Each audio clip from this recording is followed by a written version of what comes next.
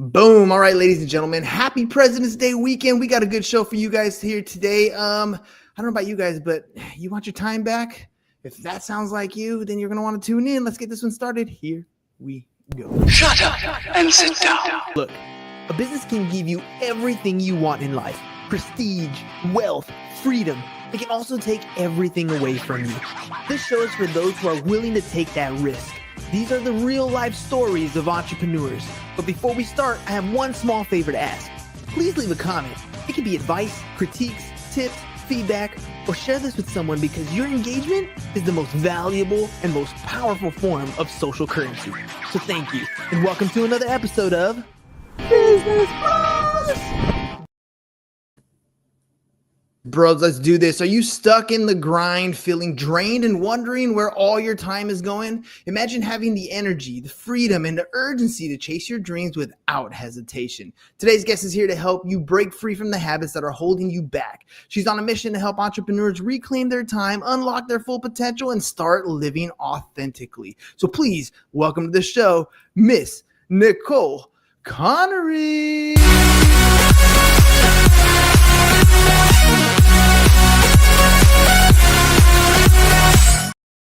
And like that, we can get the party started. Nicole, welcome to the show. Let's go. I love it. I'm ready to party. Thanks so much for having me. Let's do this. You know, entrepreneurship is one of the probably the most incredible journeys. I've been honored to interview so many different people that have gone on this journey. Some of them have exited companies with, multi-million-dollar payouts. And some people are just at the beginning getting started. Along the path, there's going to be ups and downs. Tell me a little bit about what you do for people and that journey, that entrepreneurial journey. Yes. Well, I love working with my clients to really help them buy back their time. And tuning in from Boston, so quoting Benjamin Franklin, time is money. And I often talk about with my clients around health is our greatest wealth and time is our most precious non-renewable asset. And our focus is our differentiator. So if we are not really paying close attention to where we are focusing and how we're using our time and energy, we are going to get lost behind. We are not going to be happy. We're not going to be healthy. We're not going to be profitable in our businesses. So really helping my clients just get really clear on where are they spending their time and energy, and is it moving them towards the desired outcome that they want? There's only 24 hours in a day, and we've heard that over and over again. And yet the Oprahs of the world or the Jeff Bezos of the world, the Elon Musk of the world, somehow they've turned their 24 hours into some major financial payouts. So if we all have the same time, what are some of those big constraints that are holding us back? How do we buy back our time? What does that really mean? Well, I think it can be really simple. And it first starts with getting really clear around, are we even aware of where we're spending our time? If we don't know how we're spending our time and we're not even we can't really optimize our time. And many times we may not even be in control of our time. So if we're not paying attention to it or really having a high standard for what is our time worth, time is just going to continue to slip away, especially as you continue to grow your business or get higher in your companies and take on multiple different roles within your family, your community, your household, all these different competing priorities and demands. Your time is constantly being pulled. And so if you are not crystal clear on how you want to spend your time and what is of value, which is so unique to each person, then the biggest risk is that you're just wasting your time. And for me, that is the most heartbreaking thing of all, that it's unconscious because our time is just clicking away without us even consciously being aware of it. Or worse, we doom scroll. I was literally, today's Monday and it's kind of a day off and I was waiting for the show to start and I found myself doom scrolling for a little while there. And it really is a time suck. So Ed Milet is an author, motivational speaker. He's a great guy. And I heard him one time talk about how he has 3 days in our 24-hour day. And the way he kind of structures it and thinks about time really got me thinking, because at the end of the day, if I can do 3 times as much as one person's going to do in the same day, I'm going to be light years ahead of that person. When you talk about bringing that power back and that focus, is it more of a perspective in how you're looking at prioritize these things? Like, do I need to make 3 days in my 24-hour period, or is it more about how I look at time? I think it's both. I absolutely love Ed Milet's methodology. And I think that is assuming that you have like planned your week and that you've controlled and you've accounted for your goals into bite-sized milestone pieces. I also think it's twofold. It's yes, like how are you structuring your day? Do you have a clear vision and output every day? Are you waking up and then starting to plan your day? So often your day starts the night before. Are you clear on the 3 things or 5 things that you really need to focus on that truly matter, that are going to move the needle? And this isn't just business. This can be like the things that really bring you joy and energy, taking care of your health, of spending time with those that you care about, moving a collaboration forward or getting a new client. It could be really any of those things. So having some very clearly defined metrics of how are you measuring your success for the day and the inputs. But I really like to work with my clients about how are they defining time and what is their time worth. So we actually go through and we calculate. So what is your rate per hour? And I think when you actually do that math, it's very simple, but when you do that math, you then start to really view your time differently. So I'm definitely somebody that loves to connect and chat. And I'm sure you can relate with this, that many people want to jump on your calendar. And if you're saying yes to everybody, then you're saying no to your dreams. And Mm-hmm. those that of the things that maybe are really important to you. So sometimes it's really prioritizing, when can I fit this in? And when you are really defining your time differently and setting a standard for yourself that my time matters and my time is worth it, and prioritizing yourself. And so I think when you're very clear on your values and your priorities, and it will depend on the stage of life or what you're focused on, but really working with my clients to define that. And then it's very clear when we do that math. It's like, is that worth your time? Yeah, so I've always heard the statistic that 9 out of 10 businesses fail within their first year, and then the ones that succeed after that, 9 out of 10 of those will fail within 5 years, right? And when I was first getting into business, I always thought it's just because business would beat them up, right? And they would not be successful in whatever they were doing, some mistake, financial loss, I don't know, something like that is usually the hardship that ends up going down. But after I've spoken to so many different entrepreneurs, oftentimes it's not even the success of the business that ends up burning people out. It's their own burnout that they're done with. Like, you don't realize that when you get into business, you have to wear so many different hats. You think it's the skill set that you're good at, and you leave your company because you're so good at that skill set that when you go into business for yourself, you didn't realize, oh man, now I have to do accounting, and now I have to do marketing. Now I have to acquire the customer and send the invoice and actually do the work. And all this piles up. And oftentimes it's not that you couldn't be successful at the business, it's just that you burn out. There are so many things that seem to be urgent at the moment that need to grab your attention right now that you become super busy and not always productive. How do I distinguish between the two? How do I focus on the things that definitely need to be urgent and need my attention in business and in life, but also develop that ability to say no and prioritize what needs to get done to be productive as well? Oh, it's an amazing question, and it's such an important point. So what I recommend for all my clients is they get really clear on the big rocks. What are the things that truly matter that need to get done? We actually will look at how are you spending a sample day in a week. So often it's actually tracking. And just as you were talking about doom strolling, I'm not going to put myself on a pedestal here. I think we all do that to some degree. And this is not to shame yourself, but if you just take a look at your week or take a look at a sample day, and when you really are mapping out how you're spending your day, getting clear, and then setting some of those really key criteria. So a lot of my clients know health is wealth is a huge philosophy in the work that I do. So they're making sure that they're carving out time throughout their day because they know when they have that spaciousness in their day, maybe they're going for a walk and then boom, that answer comes to them. that they've been banging their head against the wall. They are going to a networking event, or they're taking a client out on a breakfast, because also our network equals our net worth.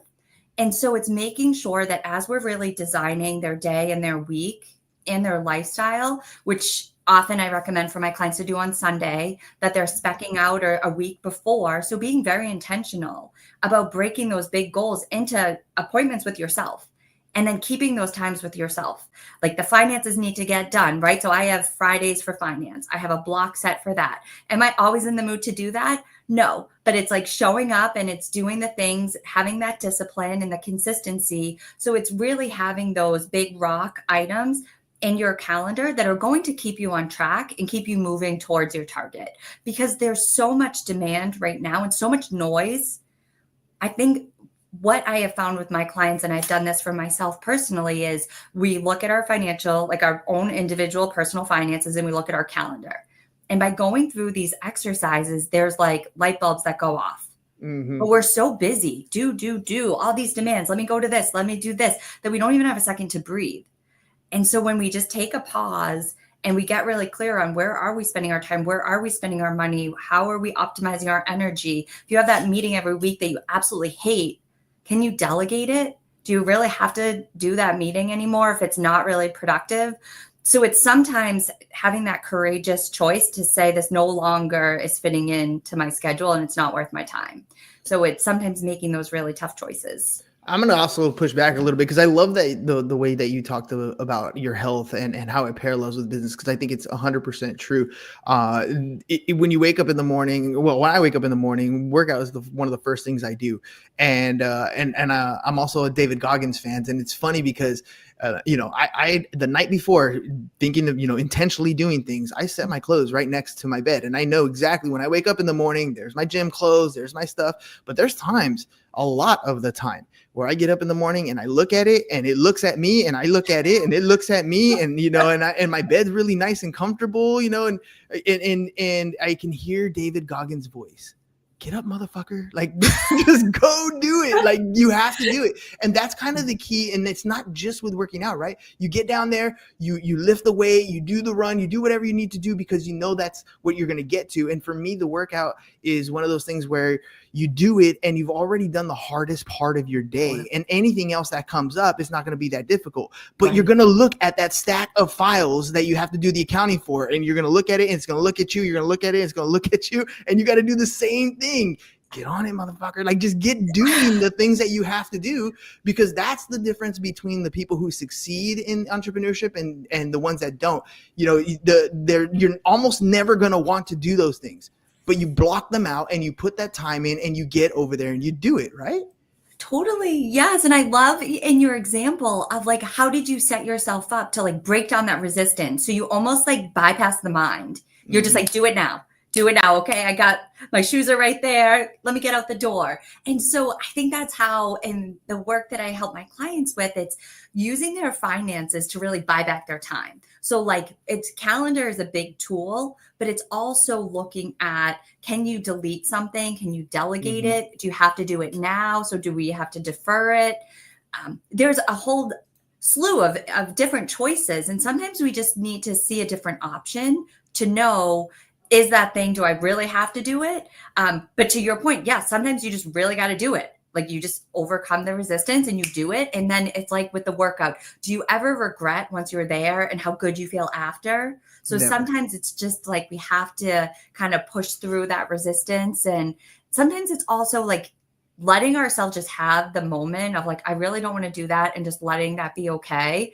And then it's funny, like if we just acknowledge how we feel and let it be there, then it kind of moves quickly. And then we're like, okay, that actually doesn't seem so bad. Let me just go do it. Yeah, it does. It does. You're right. And part of it is the fear that we have in ourselves, right? Like, that imposter syndrome is a legit thing. We always feel like I'm not good enough. I don't know what I'm supposed to do. I don't have a clue what that next step is going to be. The pressure's on. Why is it always weighing on me? Like, all those mental thoughts are always there. And somehow we got to find a way to break through some of those big fears, get through some of those mental blocks.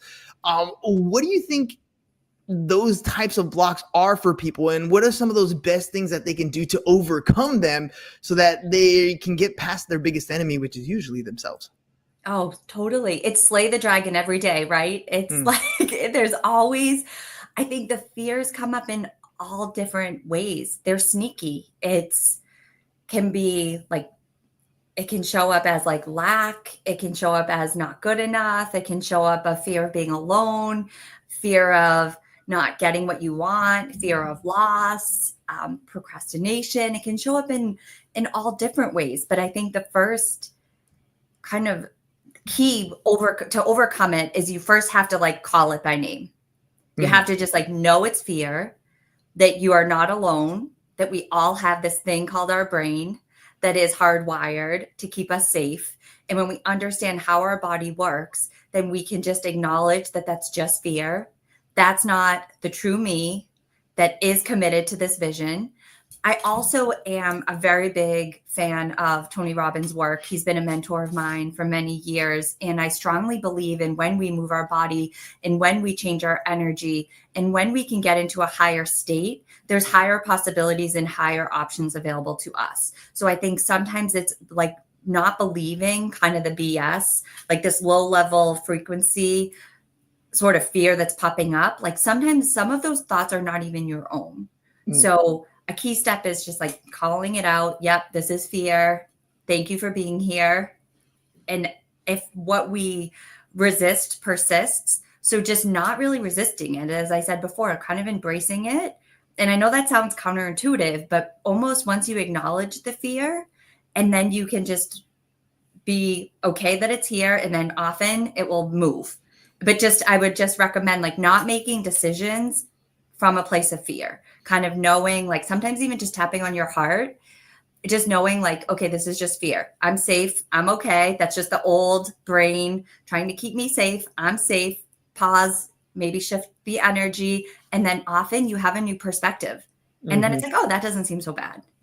Not that we're a little crazy or I'm calling you crazy or anything, but I think we all are. And that little voice in our head, I heard somebody say it one time, and I don't remember who it was, but they were saying that you should name that person, that little one that's always scared of something, or the one that's always trying to push you to do things, or the one that wants to go out and party. Like all those personality types, if you give them a name, it's almost like when they pop up in your mind, you're like, oh, I hear you. I know that's you, but I'm not listening to you right now. Right now, it's about this other one. Right now, it's about me. I'm in control, right? And I love how you talk about Tony too. It's making those physiological changes, standing up, the breathing, the moving. Those things do make a big difference because at the end of the day, usually you got that 5 o'clock or 4 o'clock drained feeling. It's usually not that you're tired. It's usually dehydration. And making physiological changes like that will change your outcome and your perspective. Which brings me to like the work-life balance thing. I don't exactly know if there is a balance that can be clearly defined, but I do believe that each of us can make our own what we believe to be a balanced approach. Ramit Sethi, he's the guy from, he's got the Netflix show. What's it called?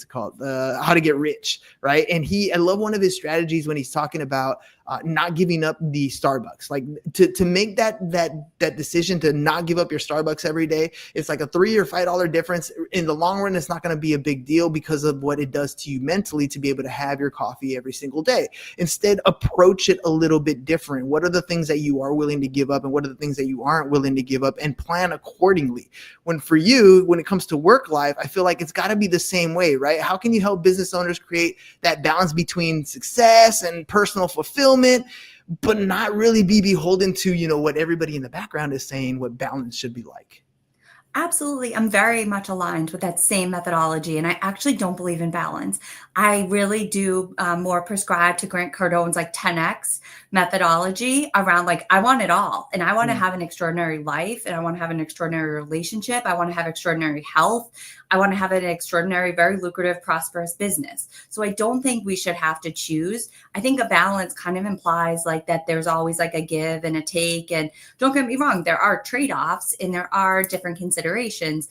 But I think that often it just can be very simple if we just take a moment to actually think about it. And if we're being aware and making a conscious choice.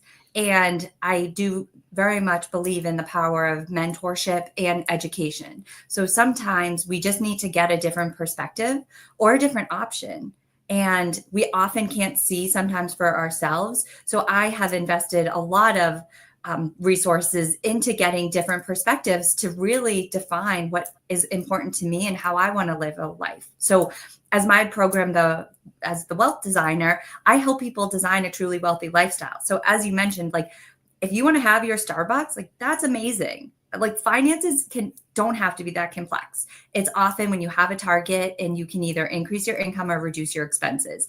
And I do more believe in the abundance mindset. And when you're very clear on what is important to you, then your choices are, if they're aligned with what is important to you, it just becomes so much easier. It's almost like you've cut out all that noise. Like if you don't believe in things that hurt your health, you're not going to like buy poisonous things. It's just like a very clear, easy choice. So there's no like courage that you need to have, or you don't need to like overcome or overanalyze this decision. We're constantly having to make thousands of decisions every single day. So a lot of the work that I do with my clients is getting really clear on your values and your choices. And then how do we set up your lifestyle to have a truly wealthy lifestyle beyond just finances, but across all the dimensions of your life. So in the work that I do, I look at my clients kind of 6 dimensions of their life and really this portfolio of their life. So it's not about being in scarcity and about cutting things, but it's more about intentional choice.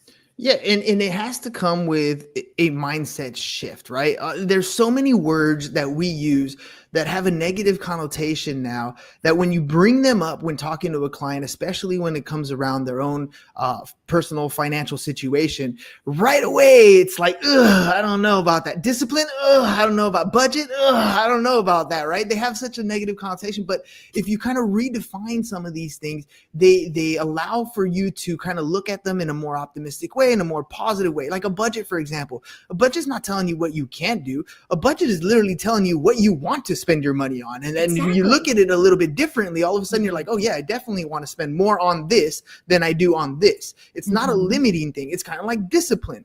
Discipline, you think it's, oh, I gotta set myself up. No, it's really just making a promise so that tomorrow you is going to be happy with what today you did. And that's just honoring what you want for the next guy, for tomorrow to look great, for tomorrow to feel better, for tomorrow to be a little bit easier. All those things that you plan ahead so that tomorrow you is happier. Those are all things that are considered discipline. Like the perspective of those words makes a big difference. When you're sitting with your clients, what do you feel is some of those easy wins that you can kind of take their mind from thinking what traditionally was one way and shifting it over to something that might make their paradigm a little bit better? Oh, this is an amazing question. And I just, to like highlight what you said, one of my clients hated the word budget and discipline. And so I worked with her and we actually call it a spending plan, because it's just that. It's like, how are you prioritizing the allocation of your spending? And it really is a prioritization. And that is coming from such empowered perspective than being like, someone else, this like, invisible person is telling you what to do. Like you're a grown adult. I was going to say grown ass. I don't know if we could swear. But it's like, you're a grown adult. Like, who are you waiting for to give you permission to like go live the life that you want? And I think I really like to be more that friend to my clients around like, hey, sometimes the cold hard truth is X, but wouldn't you rather know this now? I know I would much rather have the truth and be able to make proactive choices and be able to have some of these trade-offs, or go seek out an opportunity, or to, just be more intentional. I would just hate to like waste my whole life doing what everybody else thought I needed to do, or like frivolous spending or choices or whatnot. And then to wake up long game focused and be like, if I had just made these couple little tweaks, I could have had everything that I wanted. So a mindset shift that I work with my clients on really is we define that big vision, that long-term view. And this is the shift. It's using your finances to leverage your time. So it's a difference around, yes, traditional investing. You want to get a compound return on your finances. The way that I like to look at it with my clients is a triple compound. So we're looking at how can you get a return on your finances, on your time, and on that emotional state. because truly living a wealthy lifestyle is well beyond just money. It is often what money cannot buy you. You can't buy your health. Yes, you can do a lot of different things that can help you with your health. You can't buy the people that you want to love you. You can't buy having a nice, spacious, slow morning or a beautiful home. And that is a wealthy lifestyle is so different for each individual. So it's often a mindset shift that, like many of my clients, it's like they've worked so hard to accumulate wealth and money and financial success. And I want to help them 10x that. I want them to then have all the dimensions and portfolio of their life feeling optimized and fulfilled. And so it's taking a more holistic approach to thinking about, now let's use your hard-earned money very carefully to curate your life. And so the wealth designer, we often think about, we will invest in the interior design of our homes. But do we often do that same sort of interior of our bodies and of our mind and of our intentional choices? Do we take a pause and actually say, do I believe this, or is this just a belief that was a programming and a pattern? Or is this choice that I'm doing, is this moving me forward towards that goal that I want? So it's this zoom out and a zoom in sort of mentality. Like we're taking short-term action today, but with that big vision of, with the kind of the end in mind as well. You know, it's funny. I grew up pretty poor. Like, even had a situation where when I was younger, we lost our home and had to live with family a while to kind of recoup and start over. And I got a best friend, also one of my best friends, and she grew up very worse off than I was initially growing up. And throughout the years, she's been very intolerant, right? Not taking on very much risk, but has followed some of the things that we've told her to do along the way. And so she came over this weekend, and she's talking about buying her daughter a car and making some big moves here. And so it's funny because she's talking about how she's talking to her coworkers, and she's like, I have to come up with $1,000 to do this, and I got it in my account, but I don't know if I want to use that. And she's realizing that the people around her, for the most part, don't have $1,000 in liquid cash to be able to have an emergency fund for almost anything. And it blew her mind that there's people that are like that. And I had to kind of reel her in. I'm like, you're unique. The fact that you actually followed the directions, you're not. And to this day, she thinks of herself as poor, right? She still thinks of herself as, I don't make enough, I don't have enough, but she knows she has a nest egg, and she's gone through life with that weight off her shoulders because there's a nest egg there that is building. She's not the smart. She's not like she got A's in high school in math or anything, right? She doesn't have the greatest job in the world. She doesn't make the most money, but it's not even about those things. It's not about how much money you make. It's about how much you keep and how hard that money works for you. And having a mentor, having somebody there to help guide you step by step will make that path so much easier, which is why I want you guys to go to thewealthdesigner.com to check out exactly what Nicole is doing to help put you on a path so that you can make little steps, even if they're baby steps. You'll be grateful. Tomorrow you will be so much more happier because you've taken those steps. There's a big difference going through life paycheck to paycheck compared to paycheck with a savings account. And if you can take that and then take it to the next level and take it to the next level, it's going to make a big difference. So Nicole, if people go to wealthdesigner.com, if they want to reach out to you to find out about getting themselves in a situation to be successful, what are they going to find when they go there, and how can they get a hold of you? Yes, well, thank you. And just to highlight, my mom grew up on welfare. And so I understand what your friend is talking about. And that is why I'm so passionate about this work of helping. And I think with my background of being in finance, but really looking at holistically, because knowing that money itself will not just make you happy. It has to be kind of a full spectrum of things. But yeah, so thank you for sharing that, and would love for anyone listening to come check out our community, thewealthdesigner.com. The website is getting a rebrand, but you can find me on Instagram as well. There's opportunities to work one-on-one. I invite you to reach out if you think that I could be of service at all to you.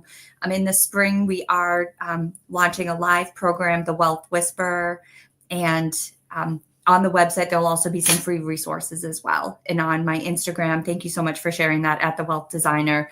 A lot of free content, that can just walk you through what are some new ways to think about it. And there's plenty of resources available. And if you feel like you want to start taking all of this knowledge, because I think it's one thing to really know what to do, and then we can beat ourselves up when we're not doing it.